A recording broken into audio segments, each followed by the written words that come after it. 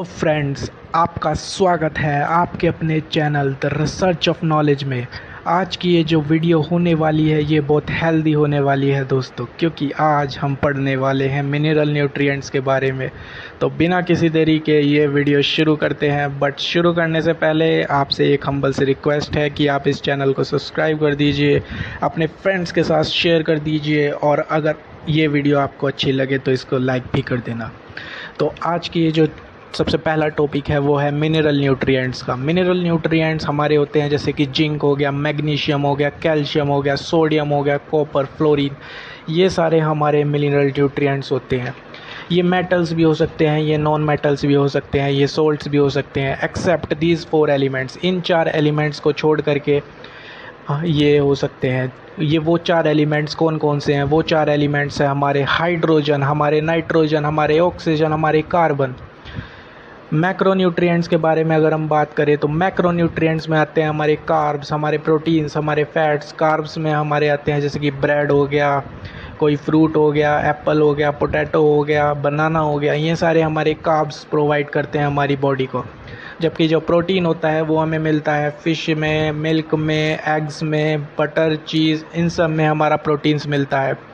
Fats के बारे में हम बात करें तो जितनी भी ऑयली चीज़ें होती है, ऑयली चीज़ों में हमारा माइक्रोन्यूट्रिएंट्स के बारे में बात करें तो micronutrients they require in small quantity. इनकी हमें स्मॉल क्वांटिटी में ज़रूरत होती है। एग्जांपल आयोडीन हो गया। आयोडीन में क्या होता है? आयोडीन रिच फूड्स देख लेते हैं, हमारे सॉल्ट्स हो गए, हमारे एग्स हो गया, सी फूड्स हो गए, फ्रूट्स एंड वेजिटेबल्स हो गए, मिल्क हो गया, चीज़ हो गया, ये सारे हमारे आयोडीन रिच फूड में आते हैं। फिर आता है हमारा आयरन। आयरन में हमारे आते हैं pumpkin seed, fruits, dark chocolates, broccoli, red meat आता है।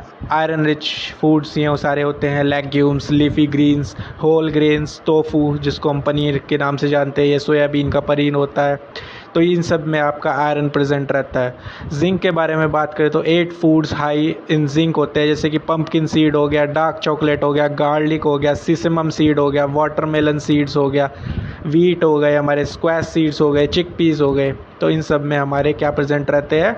जिंक प्रेजेंट रहता है। रफेज के बारे में बात करें तो रफेज एक टाइप का फाइबर होता है। फाइबर आपके अब बनाना में प्रेजेंट रहता है, आपके एलिमेंट्स में प्रेजेंट रहता है, वॉलनट्स में प्रेजेंट रहता है, एक्सेट्रा। मेन फंक्शन जो होता है रफेज का वो होता है ये हेल्प करता है in movement of the food को थ्रू द एलिमेंट्री कैनाल, और इससे हमें क्या होता है? ये प्रिवेंट करता है कॉन्स्टिपेशन को, कब्ज की बीमारी को भी ये रोकता है, और ये हेल्प करता है हमारे डाइजेशन में। बेसिकली जो फाइबर्स होते हैं उसी को हम रफेज कहते हैं। What are fibers? Fibers is a type of the carbohydrates that the body can't digest, जिसको बॉडी डाइजेस्ट नहीं कर सकती। Though most of the carbohydrates are broken down into sugar molecules called glucose. ज़्यादातर जो carbohydrates हम intake लेते हैं उसको शुगर मॉलिक्यूल्स जो होता है, जो हम कार्बोहाइड्रेट्स लेते हैं वो बॉडी उसको ग्लूकोज में कन्वर्ट कर देती है। बट फाइबर के केस में ऐसा नहीं होता। फाइबर जो होता है वो ब्रेक डाउन नहीं होता into the sugar molecules. Instead it passes through the body undigested, ये बॉडी से अनडाइजेस्टेडली पास हो जाता है। फाइबर के बारे में बात करें तो 2 टाइप के फाइबर होते हैं, एक तो सॉल्युबल होता है, एक होता है इनसॉल्युबल। सॉल्युबल फाइबर्स जो होते हैं, ये फाइबर्स वो फाइबर्स होते हैं जो डिज़ोल्व होते हैं वाटर में to form a gel like structure, एक टाइप का जेल लाइक स्ट्रक्चर बना देते हैं। It can help lower blood cholesterol and glucose level, ये ब्लड कोलेस्ट्रॉल लेवल को कम करते हैं और ग्लूकोज के लेवल को भी कम करते हैं। Soluble fibers can be found in the foods such as oat bran हो गया, बार्ले हो गया, नट्स हो गया, सीड्स हो गया, बीन्स हो गया, यूटेंसिल्स हो गया, fruits, strawberries and many vegetables. जो इंसॉल्युबल फाइबर सोर्सेज होते हैं वो होते हैं हमारे foods such as whole wheat हो गया, होल ग्रेन हो गया, प्रोडक्ट्स हो गया, वेजिटेबल्स, व्हीट, ब्रान, ये सब इन सब चीज़ों में हमारे इंसॉल्युबल फाइबर्स प्रेजेंट रहते हैं। मैक्रोन्यूट्रिएंट्स के बारे में बात कर लेते हैं, जैसे कि कैल्शियम। कैल्शियम हमारे जो होता है वो सोर्सेज मिल्क में प्रेजेंट रहता है, चीज़ में प्रेजेंट रहता है, बटर में प्रेजेंट रहता है, वेजिटेबल्स में प्रेजेंट रहता है। इसकी ज़रूरत हमें मसल कॉन्ट्रैक्शन के लिए पड़ती है, नर्व एक्शन के लिए पड़ती है, ब्लड क्लॉटिंग के लिए पड़ती है, फॉर्मेशन ऑफ बोन्स के लिए पड़ती है। इसकी डेफिशिएंसी से हमारे रिकेट्स हो सकता है, ओस्टोमलेशिया हो सकता है। रिकेट्स में क्या होता है? ये नॉर्मल बोन्स आप देख सकते हैं, नॉर्मल बोन्स इस टाइप से होती है, बट रिकेट्स के केस में ये बोन्स जो हो जाती है वो बैंड हो जाती है इस टाइप से, या फिर इस टाइप से हो जाती है ये बैंड। ओस्टोमलेशिया के केस में जो आपके हिप्स जहाँ पर होते हैं वहाँ की जो बोन्स होती है, पेल्विक एरिया की जो बोन्स होती है वो नॉर्मल तो ही होती है, पर रिकेट्स के केस में ये बैंड हो जाती है इस टाइप से।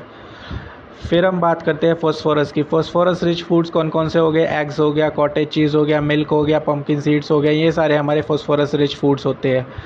ये हेल्प करते हैं बोन के लिए और टूथ फॉर्मेशन में बनाने के लिए ये हेल्प करते हैं। एनर्जी को ट्रांसफ़र करते हैं फूड से, डीएनए, आरएनए और एटीपी फॉर्मेशन ये करते हैं। डेफिशिएंसी से टेटनी हो सकता है, टेटनी में आपके हाथ जो होते हैं वो मुड़ जाते हैं। रिकेट्स हो जा सकता है इससे। पोटेशियम रिच फूड्स के बारे में बात करें तो पोटेशियम रिच फूड्स हो गए हमारे ब्रोकली हो गया, नट्स हो गए, कैबेज हो गया, कोकोनट डैब हो गया, tomato, beet green, Naga morich, carrot, almond, okra, figs, cauliflower, salmon, green peas, spinach, ये सारे हमारे क्या होते हैं? पोटेशियम रिच फूड्स होते हैं। उसके बाद अगर हम बात करें इसकी डेफिशिएंसी से क्या हो जाता है, इसकी डेफिशिएंसी से नर्व डिसऑर्डर्स हो जाते हैं, आपके पैरालिसिस आने की संभावना हो जाती है, वीक मसल्स हो जाती है। पैरालिसिस में आपका एक जो पार्ट होता है बॉडी का वो डैमेज हो जाता है, एक पार्ट बैंड हो जाता है। माइक्रो न्यूट्रिएंट्स के बारे में बात करें तो आयरन रिच फूड्स कौन कौन से हो गए? फ्रूट्स हो गया, पम्पकिन सीड्स हो गया, डार्क चॉकलेट्स हो गया, ब्रोकली हो गया, रेड मीट हो गया, लेग्यूम्स हो गया, लीफी ग्रीन्स हो गया, होल ग्रेन्स हो गया, टोफू, ये सारे हमारे आयरन रिच फूड्स होते हैं। आयरन की हमें ज़रूरत इसलिए होती है, ये फॉर्मेशन करता है, हीमोग्लोबिन को बनाता है, मायोग्लोबिन को बनाता है, साइटोक्रोम्स को बनाता है। इसकी डेफिशिएंसी से अनीमिया हो जाता है। अनीमिया एक टाइप की कंडीशन होती है जिसमें जो ब्लड होता है does not have enough healthy red blood cells. Blood के पास enough healthy red blood cells नहीं होते, वाइट ब्लड सेल्स और रेड ब्लड सेल्स नहीं होते। एनीमिया में रेड ब्लड सेल्स की कमी होती है और वाइट ब्लड सेल्स की भी कमी हो जाती है। लो इम्यूनिटी हो जाती है इसके कारण। आयोडीन के बारे में बात करें तो आयोडीन रिच फूड कौन कौन से हो गए? सॉल्ट्स हो गया, एग्स हो गया, सी फूड्स हो गया, फ्रूट्स एंड वेजिटेबल्स, मिल्क, चीज़, ये सारे हमारे आयोडीन रिच फूड्स हो गए। उसकी डेफिशिएंसी से हमें थायरॉक्सिन प्रॉब्लम हो सकती है, तो ये गोइट्री हो सकती है। गोइट्री में आपके क्या होता है, जो थायराइड ग्लैंड हो जाता है वो स्वोलन हो जाता है, उसका जो सूजने लगता है तो गला आपको मतलब सूजा हुआ दिखता है इसमें गला। तो ये गोइट्री नमक की खाने की कमी से वजह से होता है, इसलिए नमक आप प्रॉपर्ली लीजिए, लिया करिए। कोबाल्ट के बारे में बात करें, जितने भी सी फूड्स होते हैं हमारे वो कोबाल्ट में हमारे जितने भी सी फूड्स आते हैं वो आते हैं। इसके लिए आपको ये ज़रूर होती है synthesis for the vitamin B12, यानी कि एनीमिया, विटामिन B12 एनीमिया का है, एनीमिया के बनाने में ये काम करता है। Formation of the RBCs, red blood sales को बनाने में ये काम करता है। डेफिशिएंसी एनीमिया इसकी वजह से हो सकती है। तो अगर ये आपको वीडियो अच्छा लगा तो इसको लाइक करना, शेयर करना, सब्सक्राइब करना एंड थैंक्स फॉर वॉचिंग।